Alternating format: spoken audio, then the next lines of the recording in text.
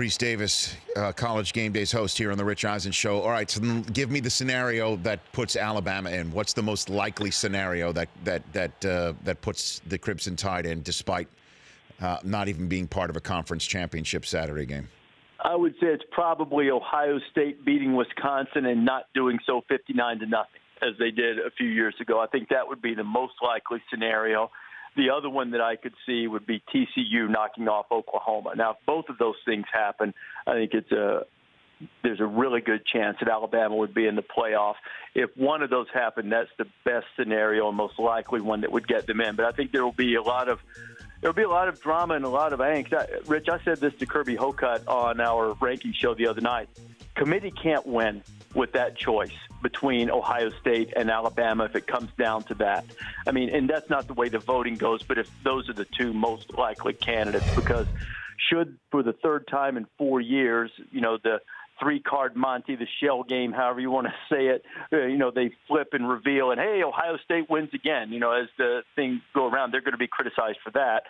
If they choose Alabama, then it's going to be, well, you guys always give Alabama more credit than they've earned. This particular team didn't earn it and all of that kind of thing. So if it comes down to those two teams, I really don't envy the committee, because that answer will not be satisfactory, whichever answer it is, to a majority of non-Ohio State or non-Alabama fans. But if Ohio State does win that game, how does the selection committee not put the Big Ten champion in the Final Four for the second straight year?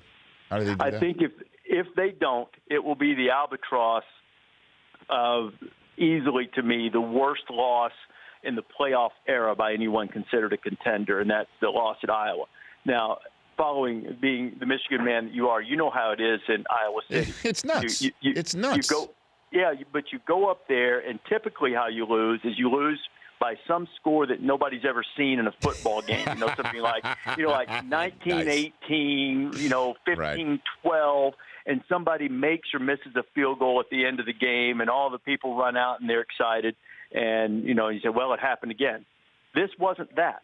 I mean, they gave up 55 points to a team that hadn't even scored 20 in 2 months against any team not named Illinois.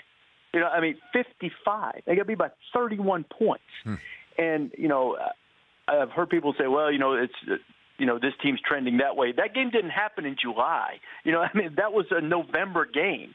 And I think if they don't make it, that will be it. That combined with the decisive loss that they had at home to Oklahoma. For more Rich Eisen Show, tune to Audience Channel 239 on DirecTV or download the Rich Eisen Show app.